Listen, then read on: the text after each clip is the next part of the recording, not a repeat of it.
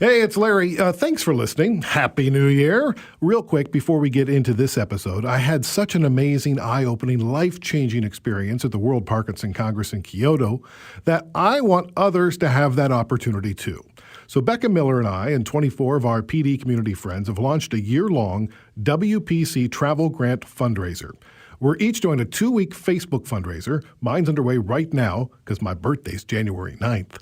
All the money raised will be used to help offset travel costs so more people with young onset Parkinson's can attend the next WPC in Barcelona in 2022. You can search out details on the When Life Gives You Parkinson's Facebook page or donate directly to the WPC website. Go to wpc2022.org/YOPD fund. If you or your business would like to supply matching funds, hey, good on ya. Email me at parkinsonspod@curiouscast.ca. And now, on with the show. Hey, folks, it's Larry and Rebecca. Hello. We just have a little announcement here. So I've been having some chronic nosebleeds. So like a couple Thursdays ago, I had to call 911 from my office because my nose wouldn't stop bleeding. And so the EMTs came and they put a big clamp on my nose and took me out to the ambulance and took me to the ER. And finally the bleeding stopped after a couple of hours and they sent me home with nothing. A big clamp for your nose. Big clamp for my nose. Should it happen again? And then had a bunch more. Had a dozen over the course of the next 8 days. I was in Toronto having dinner with colleagues, and my nose started to bleed. And I said, I'm going to go back to the hotel. A colleague went with me. Thank you, Mike. Mike was there, and he dropped me off at the third floor of the hotel and said, hey, I'm just upstairs if you need me. And 10 minutes later, he probably got an email he never thought he'd get, which was just the subject line, help 911, which is a horrible thing to write to somebody, but I did. I was, at the time, bleeding profusely from both nostrils and choking and coughing on my own blood. And whoever had to clean up that mess is going to have nightmares forever because it was like a horror film. God bless them. So after I emailed Mike, I called 911 and in Toronto, and they were on their way. And then I called Rebecca. And how was that, honey? A little traumatic because he calls me sobbing, almost saying a quick goodbye because he was convinced that the blood was.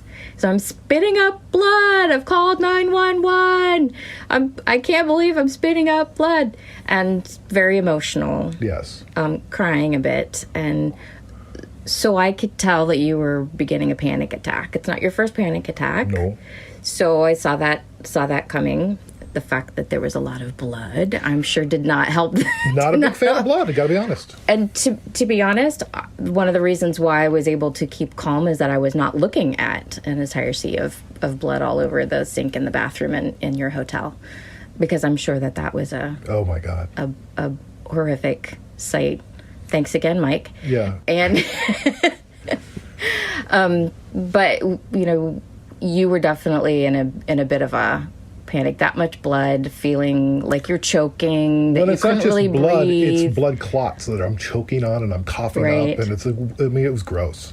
Well, and that's never, that's always the telling scene in the movie, right? When somebody starts coughing up blood, you know that, oh, well, they're going to die soon. So yeah, I'm sure that connection got made in the brain pan somewhere. So needless to say, this was a big wake-up call. It turns out I had done a lot of flying. I did 13 round-trip flights in 16 weeks, which is a lot of travel, which is recycled air, which dries out your nose. I also have quite a bit of stress in my life with work and family and Parkinson's and the podcast and everything. And then I was taking a daily aspirin because at some point somebody somewhere said, hey, to prevent stroke and heart attacks, people of a certain age should take a daily low-dose aspirin. So I've been doing that for 3 to 4 years, I guess. It turns out that's what was causing all my blood not to clot. And they don't recommend that people take daily aspirin unless you've already had a stroke or a heart attack. That's a new recommendation, and the new- doctors are beginning to adapt to that. Yeah, so if you take a daily low-dose aspirin and you've never had a stroke or a heart attack, stop it. Stop. Luckily, I was able to email my GP and my neurologist, and my neurologist looked on my chart and saw that I was taking an aspirin and told me to stop it right away once I had the big event in Toronto, which was great, which is why you should always carry around the list of meds you're on, because I was able to just show my phone to the EMTs, and they were like, hey, this is pretty organized. And so they've also, my GP and my neurologist have teamed up together and given me the same advice, which is you got to cut back. You can't do everything, which is hard for me to say out loud because I like to do everything. But we've got a family, and I've got an important job, and I've got a podcast, and I've got advocacy, and I do a lot. So we're scaling back, and what that means for the podcast is effective with this episode of the podcast coming out Wednesday, December 4th, will be every other week moving forward instead of every week. So no more extra dosages. I don't know that we'll have. Well, this is an extra dosage, so they may come fly by night, but it won't be as regular as it has been. Mm-hmm. And hopefully you understand with that. But we'll still continue to pump it out. We got a lot of great episodes coming your way.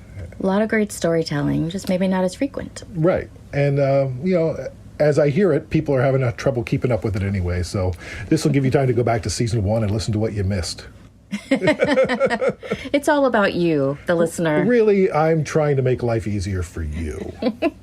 But thanks for listening. We just hit 100,000 downloads, and we couldn't be prouder and more appreciative of the support we get from the Parkinson's community and from other communities around the world that are just interested in the stories that we're telling. Thanks for listening, everybody.